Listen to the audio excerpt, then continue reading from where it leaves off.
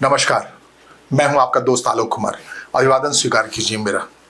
आज एक बार फिर बिहार के चुनावी रणनीति पर बात होगी।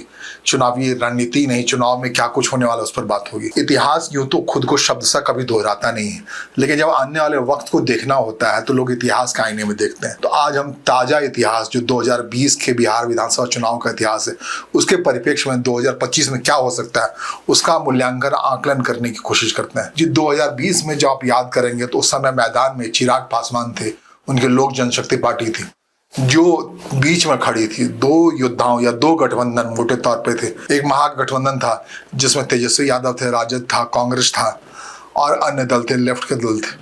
दूसरा गठबंधन एनडीए का था जिनको सरकार में वापस लौटना था। एनडीए गठबंधन ने ऐसी चाल चली कि देखता रह गया विपक्षी गठबंधन जो महागठबंधन था और सरकार बना लिया एनडीए ने। लेकिन इस दरमियान एक बात और हुई, एनडीए और भी मजबूत हो सकता था, लेकिन इस मजबूती को ढीला करने के लिए एनडीए के अंदर से ही कुछ काम ऐसा हुआ जिसमें चिराग पासवान जो लोक जनशक्ति पार्टी के नेता थे वो मैदान में खुलेआम उतर आए, अकेले उतर आए और उन्होंने अपने उम्मीदवार उतार दिए और उन सीटों पर खासकर उम्मीदवार उतारे जहां अलायंस में जेडीयू, जनता दल यू, मुख्यमंत्री नीतीश कुमार की पार्टी के लोग थे। इतना हवा बांधा चिराग पासवान ने कि उसमें रामेश्वर चौरसिया जैसे बीजेपी के नेता भी आ गए चुनाव लड़ने के चक्कर में और वो भी हार गए।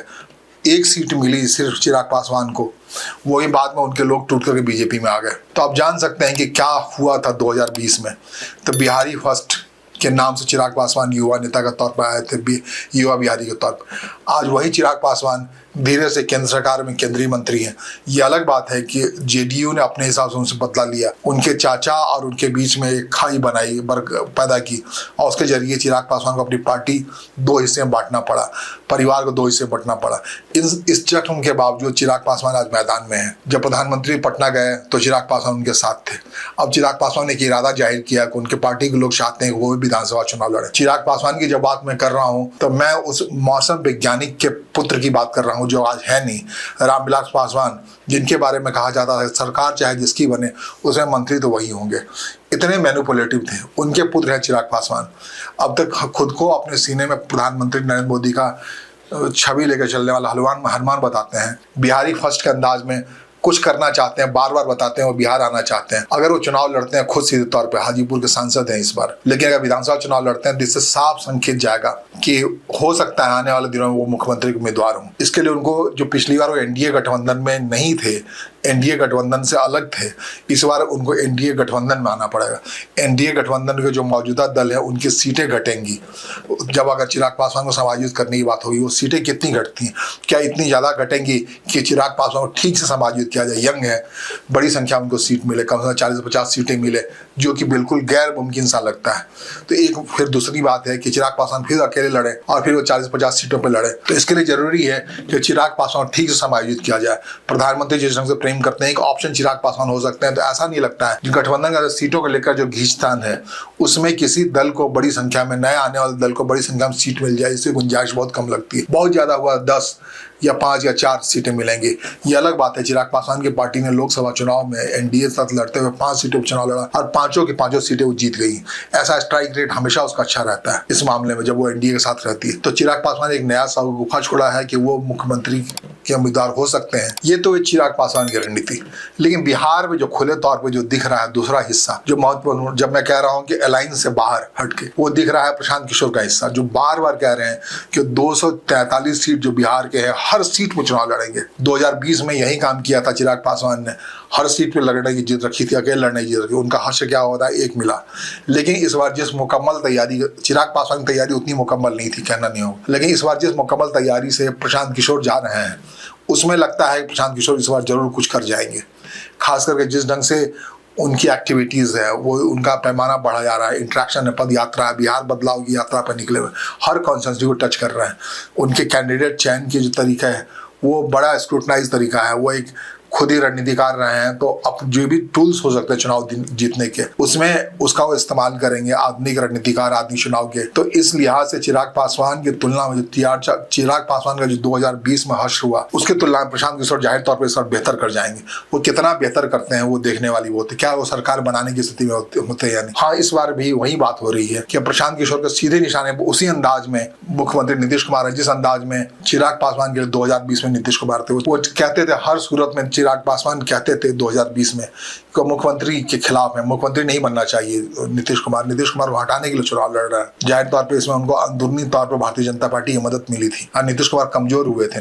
अब चिराग पासवान का खुद का आकलन, अगर वो मैदान में नहीं होते, जेडीयू को नुकसान नहीं पहुंचाया होता, तो जितनी बड़ी संख्या में 74 के बिहार विधानसभा सबसे बड़े दल के तौर पर राष्ट्रीय जनता दल उभर आया था, उतनी बड़ी संख्या में नहीं आता। कम से कम 27 सीटें ऐसी थी जो वोटों के बंटवारे की वजह से, चिराग पासवान और जेडीयू के वोटों के बंटवारे की वजह से आरजेडी सीट तक जीत गया था। तो आप सोच सकते हैं कि अगर साथ होते चिराग पासवान एनडीए के, तो इसका सीधा नुकसान आरजेडी या महागठबंधन को होगा। महागठबंधन भी अलग किस्म का द्वंद्व है। वहाँ सबसे बड़े दल के तौर पर चुनाव जो लड़ता है, पिछली बार 144 सीटों पर राष्ट्रीय जनता दल लड़ी थी, युवा है तेजस्वी यादव।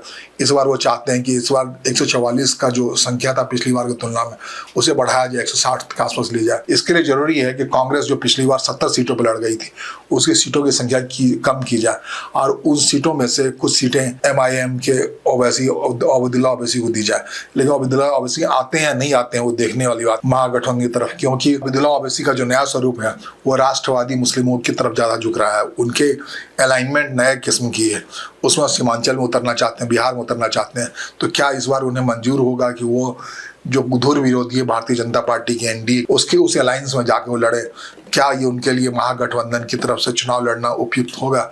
ये भी देखने वाली राजनीति की बात होगी, रणनीति की बात होगी। अगर ओबैसी महागठबंधन की ओर से, जिसे इंडिया गठबंधन कहते हैं, बिहार में नई देशव्यापी कहते हैं, वो महागठबंधन यहाँ पहले से काम कर रहा है। इंडी गठबंधन, जिसका बिहार में नाम है महागठबंधन, उसमें अगर समायोजित किया जाता है ओबैसी को, तो सीटों की संख्या कम होगी। ना सिर्फ कांग्रेस की, हो सकता है आरजेडी को भी अपने जो पिछली बार 144 सीटों वो लड़ी थी 243 में से, वो संख्या भी कम करनी पड़े। तो युवा बिहारियों की एक नई किस्म की लड़ाई है। युवा बिहारी के तौर पर विपक्ष में अगर तेजस्वी यादव है, तो यहाँ अभी कहाँ खड़े हैं? चिराग पासवान एनडीए में आएंगे, अभी केंद्र सरकार में एनडीए में शामिल है। एनडीए में उनको सीटों की हिस्सेदारी क्या मिलती है चिराग पासवान को युवा बिहारी के तौर पर? और तीसरा युवा बिहारी जो है, जो मोटे तौर पर प्रशांत किशोर है, वो अपना गुलाल अपने अंदाज में खिला रहे हैं। हर तरीके से वो वार कर रहे हैं, आरजेडी को मौका लग रहा है, आरजेडी पे ले रहे हैं, कांग्रेस पे हमला कर रहे हैं। और नीतीश कुमार तो उनके निशाने पे ही। हाँ, अब उनका साहस इतना ज्यादा बढ़ गया है, भीड़ को देखकर वो प्रधानमंत्री पे हमला करने लगे। तो बिहार का आप जब 2025 में सरकार बनते हुए देखेंगे नवंबर में, तो इसी में से कोई चेहरा चमकता हुआ या मंद होता हुआ दिखेगा आपको। तेजस्वी क्या चिराग बुझेगा, या चिराग की में फलिता लगेगा और वो चमक उठेंगे, या फिर प्रशांत किशोर एक वाइबल फोर्स हो जाएंगे आने वाले दिनों में बिहार के लिए? काफ़ी मेहनत कर रहे हैं, तो देखना होगा क्या होता है अक्टूबर में। लेकिन इन तीनों युवा बिहारियों पर अपनी नज़र है, उसको आप भी नज़र उस पर रखिए। वो किस रणनीति के तहत लड़ते हैं, कैसे जाते हैं, कहाँ जाते हैं, क्योंकि ये गाइडेड मिसाइल है अपने अपने हिसाब से। गाइडेड मिसाइल जब कह रहा हूँ, तेजस्वी यादव बिल्कुल वो बीजेपी के खिलाफ ही रहेगी, क्लियर है। इस बार चिराग पासवान बीजेपी के खिलाफ जाने या मुख्यमंत्री नीतीश कुमार के खिलाफ जाने का निर्णय नहीं लेंगे, क्योंकि नुकसान हो चुका है पिछली बार, तो वो भी गाइडेड मिसाइल है। हाँ, और इस बीच में प्रशांत किशोर जो लगातार हमला कर रहे हैं अपनी आइडेंटिटी को लेकर के, अपनी रणनीति को लेकर के, अपनी वाहवाही को लेकर, वो अभी एक हिसाब से गाइडेड मिसाइल ही कह सकते हैं। ये 3 गाइडेड मिसाइल के जरिए बिहार विधानसभा चुनाव हो रहा है, और जो कि लगभग अंतिम चरण में, जब तब वाली स्थिति में किसी भी अक्टूबर में कोई तारीख आनी है और गिने हुए दिन है, 100 दिन से कम रह गए हैं इस रणनीति को तय करने के अलावा राजनीतिक दलों के लिए। नमस्कार, धन्यवाद।